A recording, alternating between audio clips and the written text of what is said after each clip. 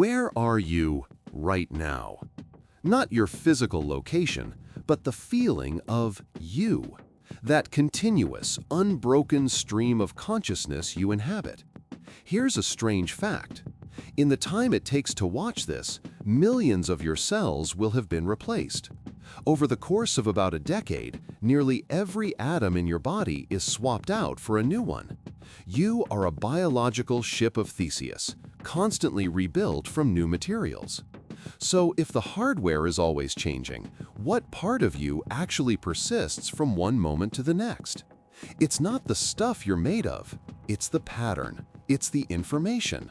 Even that pattern isn't static. Your brain isn't a vault that stores memories like files.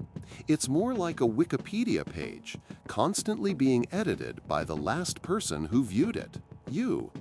Every time you recall an event, your brain reconstructs it, strengthening some connections and weakening others. It's a process called reconsolidation. The memory of your 10th birthday isn't the original recording. It's the memory of the last time you remembered your 10th birthday. Your internal thoughts are not fixed points, but fluid, evolving processes, physically altering the synaptic layout of your brain with every recall. But a thought can escape. The moment you write an idea in a notebook, speak it into a microphone, or even just tell it to a friend, you've given it a new kind of body. It has been externalized. This is the original meaning of a meme, as coined by Richard Dawkins, a unit of cultural information that can replicate and spread from mind to mind. A simple melody, a powerful word, a particular way of making a stone tool. These are thoughts that have achieved a form of physical independence from their creator. In our time, this independence has been supercharged. Every social media post, every email, every saved document is a fragment of your mind, frozen in silicon. Think of the sheer volume of your digital exhaust, stored in vast, humming server farms that span continents. This has given rise to the digital ghost. AI systems can now be trained on a person's lifetime of digital text and create a chatbot that mimics their personality, their phrasing, their way of thinking. It's not consciousness, but it is an interactive archive of a mind, an echo that can answer back. An idea doesn't need silicon to outlive its host. It just needs another host. The Socratic method is a thought that is now over 2,400 years old. Socrates himself wrote nothing down.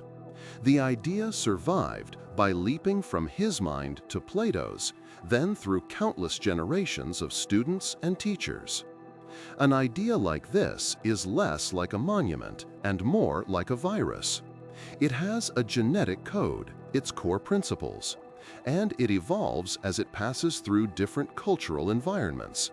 But its essential structure remains intact, propagating itself through human minds. So is that your thought living on? Not exactly. You were a unique host, an incubator that gave the idea a temporary home. Your specific combination of thoughts, your unique consciousness, is incredibly fragile. But the fundamental concepts you engaged with, justice, gravity, love, irony, are ancient. You didn't invent them, you inherited them. You may have added a personal mutation, a slight change in perspective, before you pass them on.